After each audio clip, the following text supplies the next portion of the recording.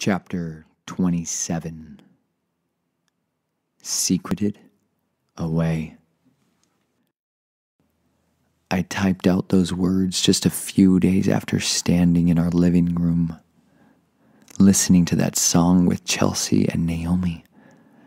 I had felt the flooding of emotion, the overwhelming sorrow and the grief.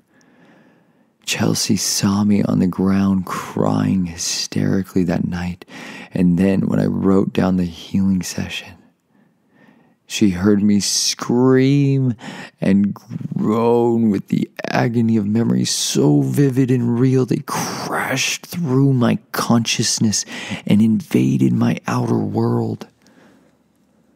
I wrote those words and the other 10 pages of that memory which I've left out. The details are too brutal. They tear the fabric of reality and wrench out your soul. But this book is not for those words.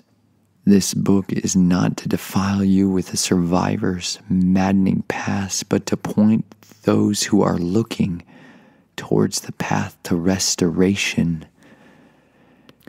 After I'd finished writing those words, the Father gave me a miracle and brought to memory where I'd hidden our Dodge Viper. I ran downstairs and began shuffling boxes around. Nathan had buried many of our keepsakes when he'd gone through the switch. But thankfully, I knew it would be there.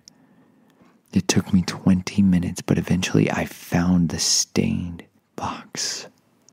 I did not get back my childhood possessions or things from my room. Those were lost when I left the family and chose freedom instead. So many of the treasured I'd once held dear were trapped in their hands, but Yahweh had preserved this one for me. Keepsake box in hand, I pressed on the lever and opened up a secret compartment. As I had grown up, I became more sophisticated at hiding my treasures, and learned how to build false bottoms into trinkets so no one could steal away our joy.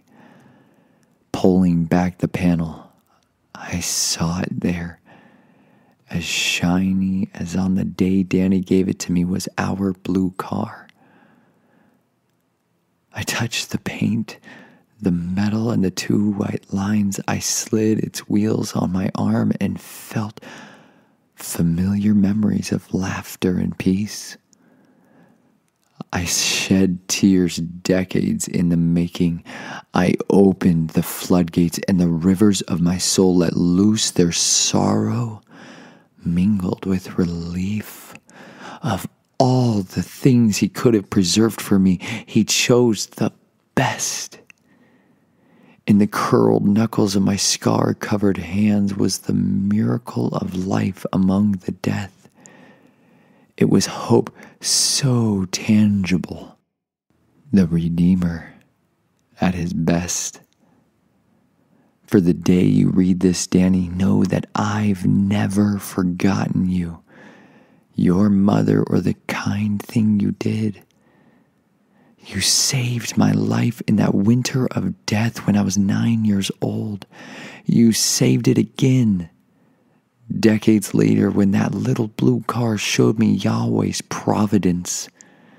He is our provider no matter what we go through.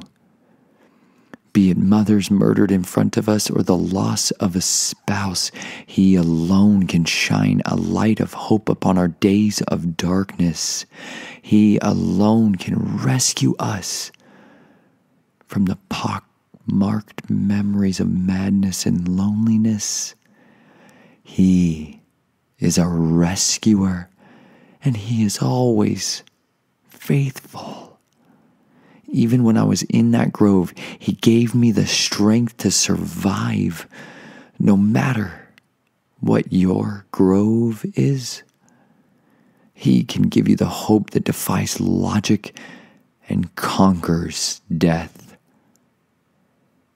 Before we can conquer those groves or the enemy who stalks us in darkness, we are going to have to come to grips with the battle we are all born into. We are going to have to learn the ways of war